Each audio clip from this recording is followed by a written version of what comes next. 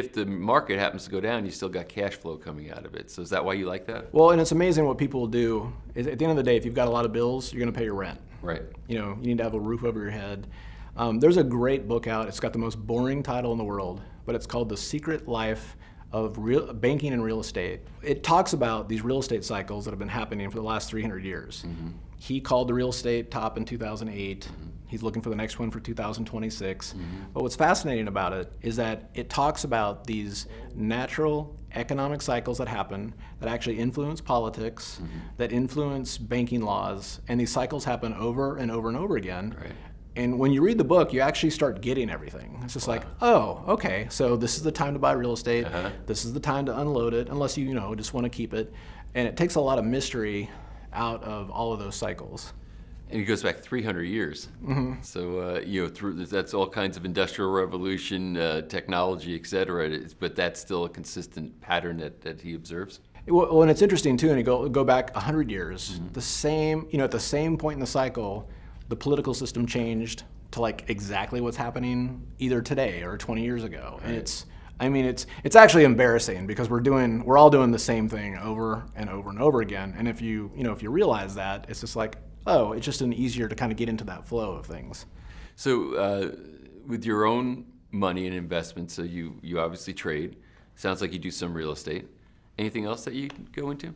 I am actually a huge fan of entrepreneurship. And so I've got, a couple different businesses that I've started and I've also invested in.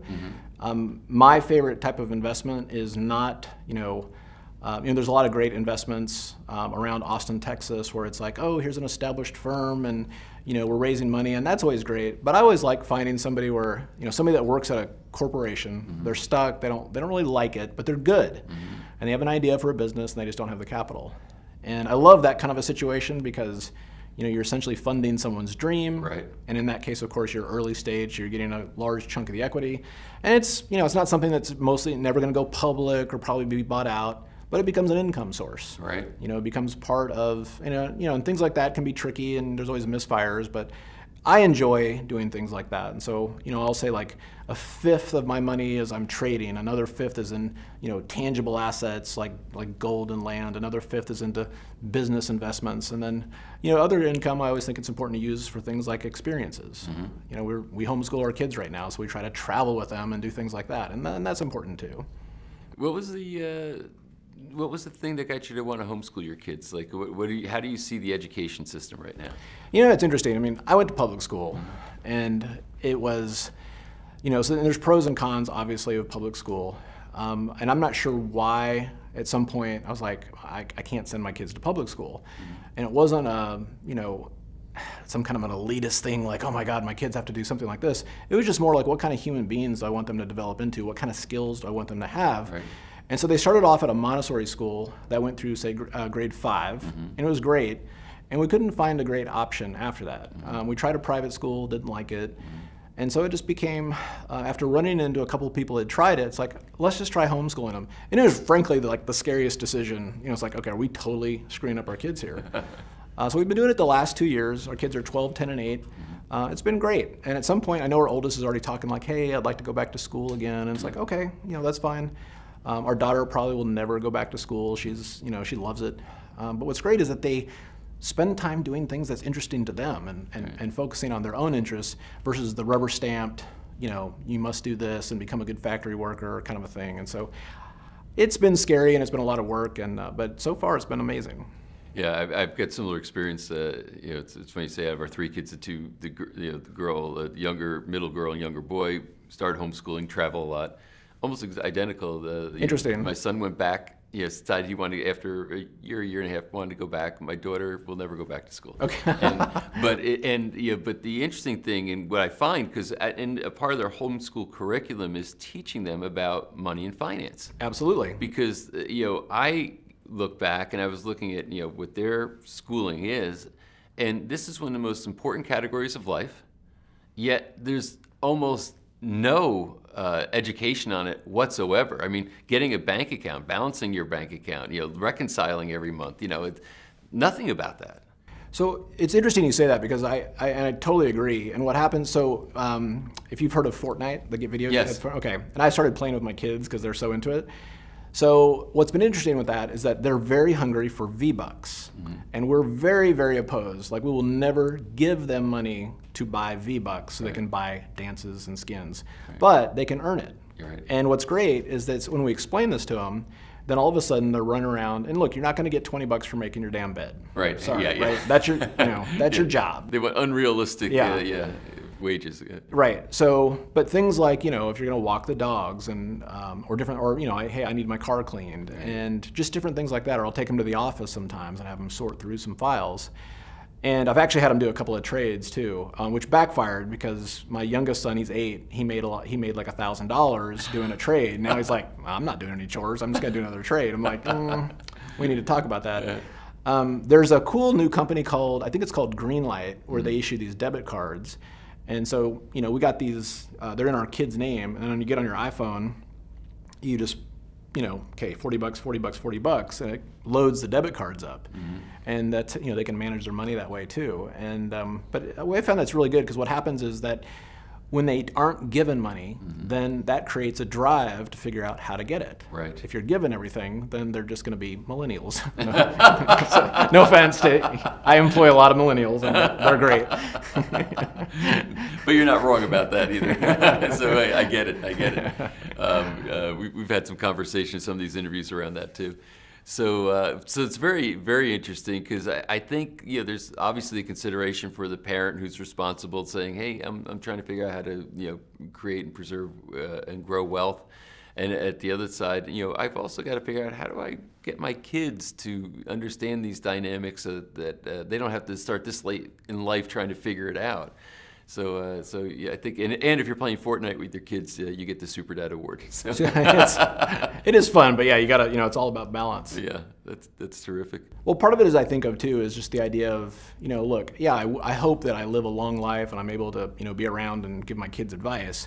But if I get hit by a Mack truck tomorrow, I want to make sure that am I doing my job and giving them, look, your job as a parent is to send those kids out. It's like you got an arrow. And they need to go out and figure, and have the skills to figure it out. That's right. And so just being very conscious of that. Yeah, that's terrific. So any additional advice or considerations for people who have the desires, as I said, to create more streams of income, to be able to grow their wealth beyond just their day-to-day job, et cetera, that you would have for us? Sure. So there's a couple things to consider. And like I said, I'm obviously a big fan of trading and a big fan of kind of investing in businesses. It really is just getting clarity on what you want your day to look like. And so the nice thing about trading is that there's a lot of freedom from that. You don't have to do it all the time. Sometimes it can be frustrating, if you have 3 or 4 losers in a row, and you have to deal with that. So I think it's nice to have alternate income streams. The main issue, if you invest, like say in a business, is suddenly that can become a headache. And I certainly have had situations where it's like, oh my God, I got to talk to this guy again.